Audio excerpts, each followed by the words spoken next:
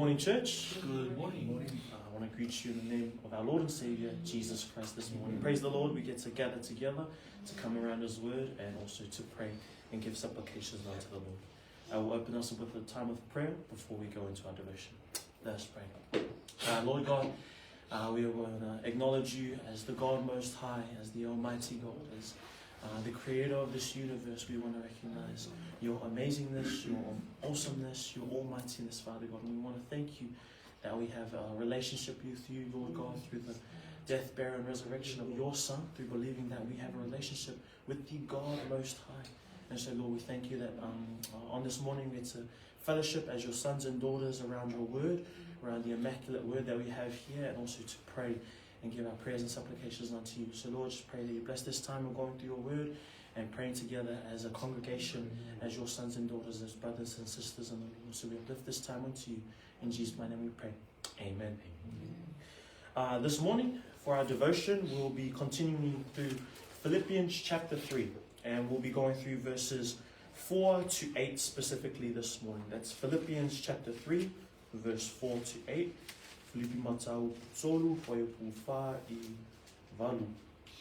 And this morning we'll be focusing on a section that is Paul talking about himself. Paul here is using himself as an example to prove a point that he wants to give to the Philippian church about having confidence in one's flesh. I think it's a beautiful message that we can learn from the great apostle Paul himself. So if we could have our Samoan readers, please. Philippi matau tsolu whaipu wha I valu ia. Oia tau fo I whatu tua mele nana tino. Awa a vai manatu se tasi ia te ia whatu tua mele nana tino. I te lea whapere ia tau. Na peri tonu I mele po valu. O le aino Israelu. O le tuaino Benjamina. O le peru o sa peru. O la le tula fono, o le farisaiwa, o lo mani le ngana o whaasawa I le kalisia. O la le ami o tonu hoi le tula fono, e le I matau na ngana. Ai peitai mea umasao ngani a tau. O manatu o le au ngani a mea ono kiriso. O le foi e moni lava. O lo manatu o le au ngani a manava. Ona o sisi ese o poto I la kiriso Yesu la wali. Ona o ia o whaare au naina mea ua. O manatu o tauta na mea ia o mau kiriso. Praise the Lord. In the King James Version, it reads, "Though I may also have confidence in the flesh, if any other man thinketh that he hath whereof he might trust in the flesh, I more. Circumcised the 8th day, of the stock of Israel, of the tribe of Benjamin, and Hebrew of the Hebrews, as touching the law, a Pharisee, concerning zeal, persecuting the church, touching the righteousness which is in the law, blameless. But what things were gain to me, those I counted loss for Christ. Yea, doubtless, and I count all things but loss for the excellency of the knowledge of Christ Jesus my Lord, for whom I have suffered the loss of all things, and do count them but dung, that I may win Christ." Praise the Lord for the reading of His word this morning. So here in chapter 3, the main focus is the benefits of a life with Christ.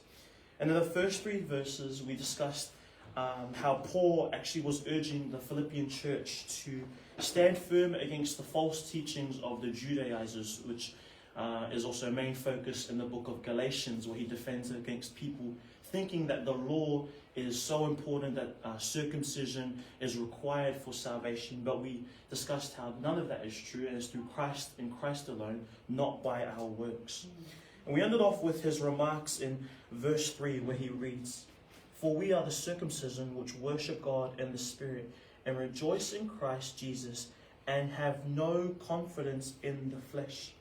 This ties also to the theme of chapter 2, in humility, as well as the verses following about the benefit of a life in Christ. And so he discusses with them that we shouldn't be trusting in the flesh, but if we were to trust in the flesh, I am the one that would be able to have the most confidence. And here he talks about why. And then he says, but that doesn't mean anything. And so in verse 4, Paul says, it sounds like it's a contradiction to verse 3, but it's to make a point. Here he says, though I might also have confidence in the flesh, if any other man thinketh that he hath whereof he must trust I in the flesh, I more. In verse 4, Paul is stating, if anyone is to have trust in the flesh, if anyone is to have their confidence in the flesh, I would be the one to have confidence in the flesh. A way to say that things he's talking about isn't just from seeing or hearing it, it's something that he's experienced. He has gone through the confidence in the flesh. He has gone through a state of being so confident in his works, in his righteousness, quote unquote.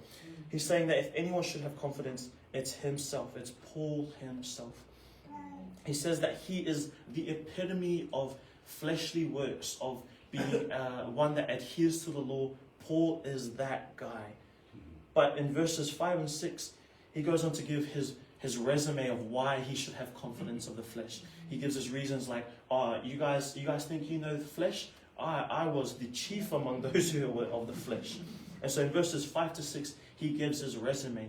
And here we see 7 things that attribute to his confidence in the flesh. And here we read verses 5 and 6. Circumcised the 8th day, of the stock of Israel, of the tribe of Benjamin, and Hebrew of the Hebrews, as touching the law a Pharisee, concerning zeal, persecuting the church, touching the righteousness which is in the law, blameless. Here we have 7 statements that Paul is making that show how confident he is in his flesh. 7 really strong things as to why he would be one that is more confident than anyone else.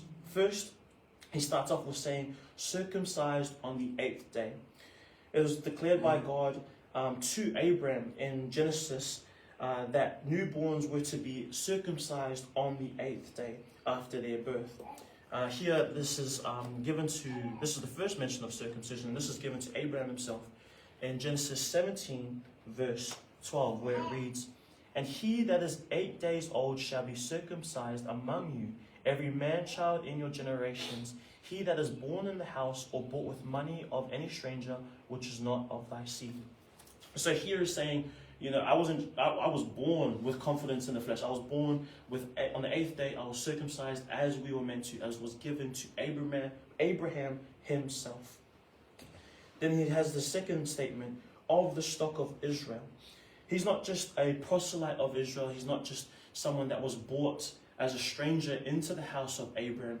He is of the lineage of Abraham himself. Here he is declaring his direct lineage as a person of Israel, as a blood relative of Abraham himself, as a descendant. Because even in Gentiles were circumcised in those days if they were brought into the house as servants, as we said there. If any stranger be bought with money, they were to be circumcised as well. So he wasn't just circumcised as someone in Abraham's household. He was circumcised as a part of the lineage of Abraham himself, the father of the faith. And so he declares his circumcision on the 8th day, the fact that he is of the people of Israel itself, and he doubles down by saying which tribe he's from. And he goes on to say, with the third thing, of the tribe of Benjamin. He not only specifies his Israelite heritage, he specifies which tribe he comes from. And he comes from the tribe of Benjamin itself. But this also boasts strength, being of the tribe of Benjamin. Benjamin was actually quite a strong tribe. They were a warring tribe of Israel. There was actually a point in their history where Benjamin actually went against the other 11 tribes of Israel. Eventually they lost, but it goes to show how quite a competent tribe they were in terms of the warring prowess. And also, the first king of Israel, Saul, Paul's namesake, was from the tribe of Benjamin himself. And so it's quite a status to have, to be of the tribe of Israel. They had a lot of things to boast about. When you were saying that I'm of the tribe of Israel, I'm of a strong warring tribe. We were the first kings of Israel. That's our tribe, even though we were the youngest out of all the tribes. And so that was quite a boastful thing for him to say.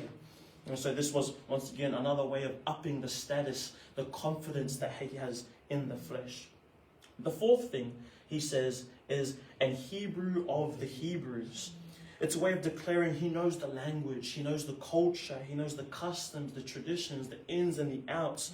It's a similar way of saying I'm a man amongst men. He's saying I'm that guy. A Hebrew, I am the Hebrew. I know everything there is to know about being a Hebrew. I'm a Hebrew through and through. So I'm not just circumcised on the 8th day. I'm not just of the blood of Israel. I'm not just of the coolest tribe, Benjamin, with the first king of Israel. I'm a Hebrew of Hebrews. So he's just continuing to up his status. He's just continuing to add to this confidence that he could have in the flesh. Then he goes on to the fifth thing, where he says, as touching the law, a Pharisee. I'm not just a common folk of the Hebrew Israelites. I'm not just a common folk of the Benjamites. I am a Pharisee. I teach the law. I know the law. I know it back to front. I practice it. I'm a holy leader. And so once again, he's just upping and upping the status that he has. So not only did Paul know the law, he taught it. He was considered elite in his devotion to God because of his status as a Pharisee. So once again, another upping in the level of his confidence. In verse 6, he says, the sixth thing he says in verse 6, he says, concerning zeal, persecuting the church. He had so much conviction in his devotion to the Lord that he thought he was doing amazing things by persecuting the church. Because the Pharisees at that time considered Christ as a blasphemer. He wasn't the true Savior. And so according to the Jewish faith, he was a liar, he was a false prophet. And so he was doing right by the Jewish faith in persecuting the church and persecuting the followers of Christ. And so concerning zeal, he was of great conviction. He was of great passion for the Jewish way. And so much that he was persecuting the false people of Christ, the false followers of Christ, who were committing blasphemy against their God according to the Jewish faith. And these events are recorded in Acts, and it shows how cruel he was. He wasn't just attacking men, he was attacking women as well, and he was persecuting them, he was throwing them in jail. He was even at Stephen's death as well. He was there. And so he was not just a Pharisee who knew his law, he was a Pharisee that was out there making sure it was enforced, making sure that things were being taught the Jewish way. And then lastly, the seventh thing he says that attributes his confidence in the flesh, he says, touching the righteousness which is in the law, blameless. This guy was blameless according to the law of Moses, according to the Pharisaic laws. He could not be caught with a fault. He had carried out the law to the letter, to the T. Concerning the law, Paul's character was blameless because he had kept it without fail. He was saying, he was just upping once again, continually, more and more. I'm not just circumcised in the 8th day. I wasn't just born Jewish. I was blood Jewish. I was of a great Benjamin tribe. I was the Hebrew of Hebrews. I was the teacher of the law. I wasn't just the teacher of the law. I was carrying out the law and persecuting blasphemers. And I wasn't just carrying out and persecuting blasphemers. I was carrying out every single letter to the T of the law. Could not be without fault. I was blameless according to the Jewish Pharisaic laws.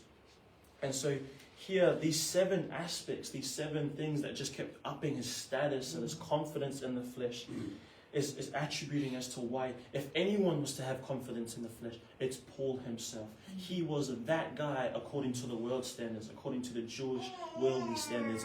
He was the example. He was the man amongst men. He was that guy. But in verses 7 and 8, he just completely negates everything he just said. But that was his whole point.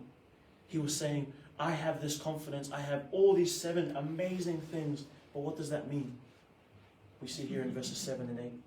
In verse 7, he says, but what things were gained to me, those I counted loss for Christ. Once again, but what things were gained to me, those I counted loss for Christ. Even with all these accolades, with all this status, with all this confidence he could have in the flesh, with all this sureness, with all this pride, if you could say, as he could have, with all of it, he counted loss for Christ. Paul recognized that without Christ, all those accolades, all that status, all those things, all those accomplishments, it means nothing without Christ. It is useless without Christ. He reinforces his statement in chapter 1, verse 21, where it says, For to me to live is Christ and to die is gain. He wants him reinforcing that his life is meaningless without Christ. To live is to have Christ. To truly live a life that is worth value is to have a life with Christ. In Matthew 16, verse 26, it aligns with this well. This is the words of our Messiah himself. Matthew 16, verse 26. For what is a man profited if he shall gain the whole world and lose his own soul? Or what shall a man give in exchange for his soul? Paul had the world at his fingertips. According to the Jews, he was the greatest example that you could have in that time. But it meant nothing because he had no salvation in Christ. It meant nothing because he didn't have a personal relationship with God himself. It was all tradition and customs. There was no faith. It was all religion, no relationship. So he could have stayed in that confidence that he had in the flesh, but he came to a humility. He recognized his need for a Savior. And he recognized that all those things meant nothing without Christ. This is also, once again, still an attack on the Judaizers that we're talking about in verse 2. Because the Judaizers were saying, oh man, you have to carry out the law, you have to be circumcised, all this and that according to the law. Paul's like, no, that's not true. It's through faith and faith alone. And so once again, this is another attack against the false teaching of the Judaizers. That Paul himself, he's not just saying these things because he knows it, he's saying these things because he's experienced it. He's been the person that adheres to the law.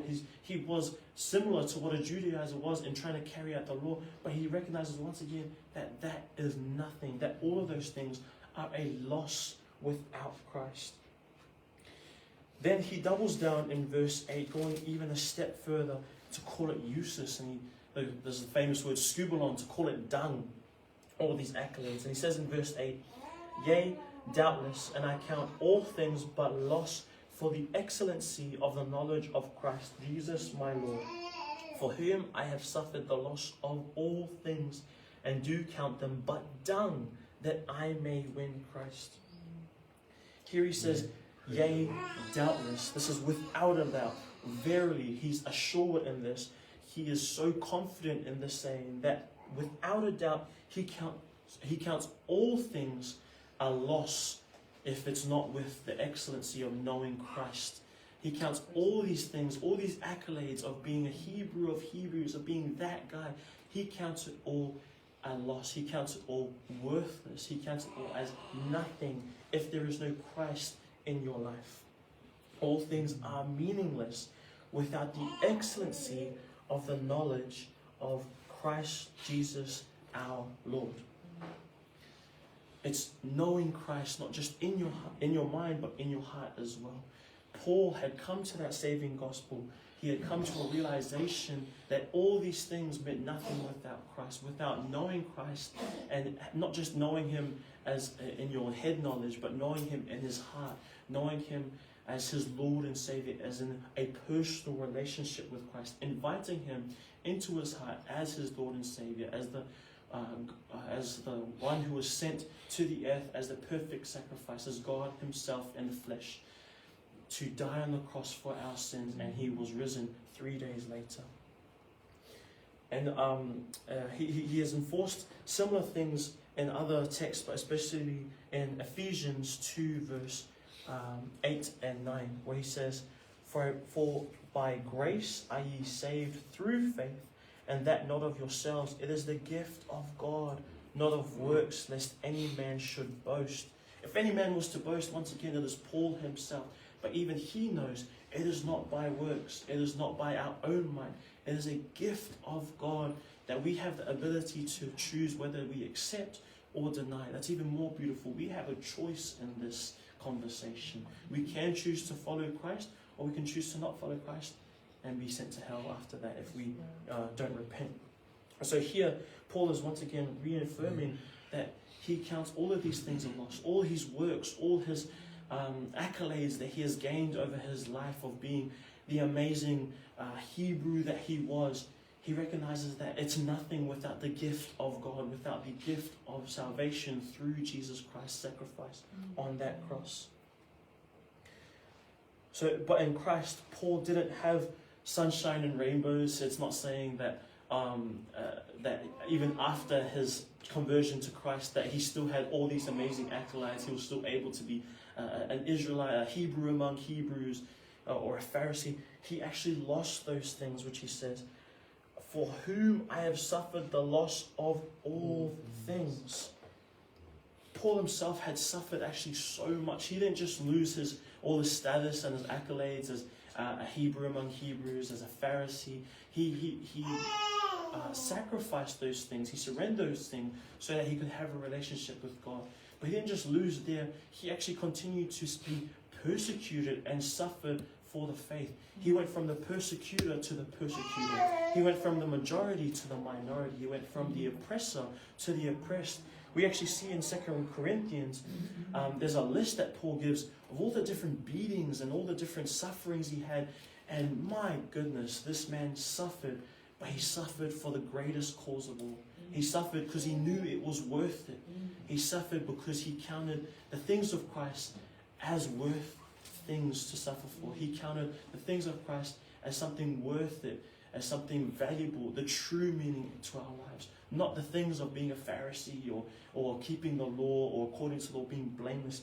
He recognized those things were useless and was willing to do a 180 and suffer for Christ, the people that he once suffered, the people that he once persecuted. He was willing to put himself into their shoes because he recognized that Christ was the true Lord, not the law, not the traditions of the law, none of those things. It was a relationship with God himself.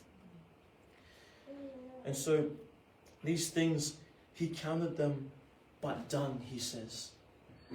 He says that he suffered all things and do count them but dung. This word dung comes from the word skubalon, which means dung or excrement of animals. It means rubbish. It means the scraps thrown to dogs. It means detestable, worthless. So these things that he had accomplished in his life, these 7 things that attribute to the confidence he could have, there's 7 things that we talked about. He realized that all these things were dung. They were animal poo. They were the scraps that you give to dogs. They were worthless, he says. They were detestable. See, these things weren't just things that you don't like. There was things that he despised because he recognized those things were confidence in his flesh and not confidence in the Lord himself. He recognized that those things were puffing him up. They were of pride, but we recognized, we talked about in chapter 2, it requires humility to come to Christ because you recognize that you need a Savior, that you cannot save yourself. And so he recognized that these things were just not worth it. He recognized these things were actually just useless. They were worthless. And he recognized that he needed to discard of these things. He needed to abandon and that old man that was confident in his flesh. Those things that were the absolute worst. And it's all worthless without Christ. He lost his status in the world to win Christ, he says at the end of verse 8. That I may win Christ. He surrendered everything. He lost everything for Christ himself. He's literally writing this letter from jail. Isolated and alone. Only gets visits from some people like Epaphroditus. But he's isolated, being persecuted currently while writing this letter. So if anyone was to have confidence in Christ, it's Paul himself as well. Because he went full 180. He went from one side of the spectrum of being, this amazing thing according to the world, to a complete opposite, as to be one who was an apostle of God, to be one who was concerned for the churches of God, writing letters. He ended up writing just under half of the New Testament.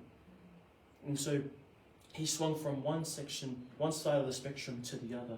He's seen it all. He's seen both sides. And he recognized that the side that he was on now, the side with Christ in your life, was worth way more.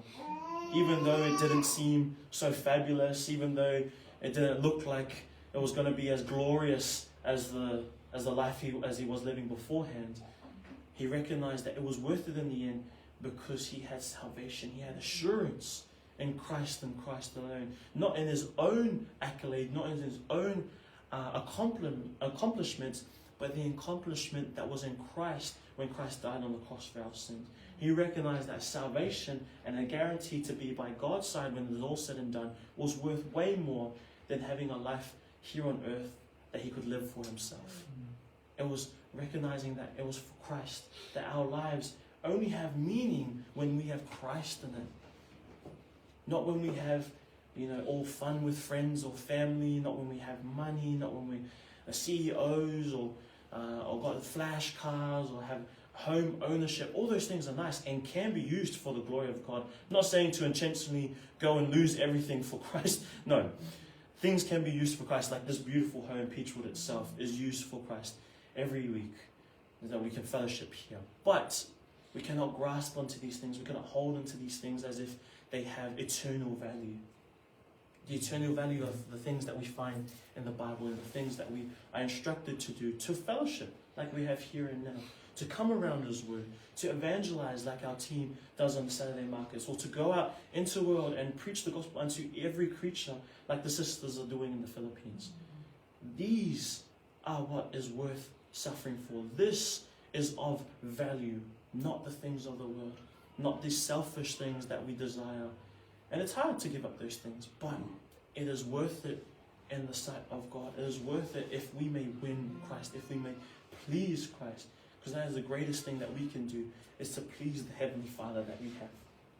Our life is useless. It is done without Christ.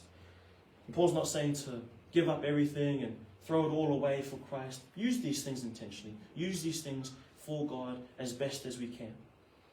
But it's a reminder not to cling to these things as if our life depends on it. To cling to these worldly desires, to cling to these things that we think that may be important, but without Christ, it means nothing in the end. Our jobs, our houses, our finances, if without Christ, they have no value. They're all for naught. They're vanity, but vanity. He's also reinforcing humility, as he talked about in chapter 2, that we must surrender it all unto God, like Paul did himself, the example that he gave. He had everything at his fingertips, the world at his fingertips, but he surrendered it all. He sacrificed it all for a life with Christ, to be able to live for Christ wholeheartedly, as we all should as well. To finish off, I want to encourage us all to keep living for Christ, to recognize these things, they fade away.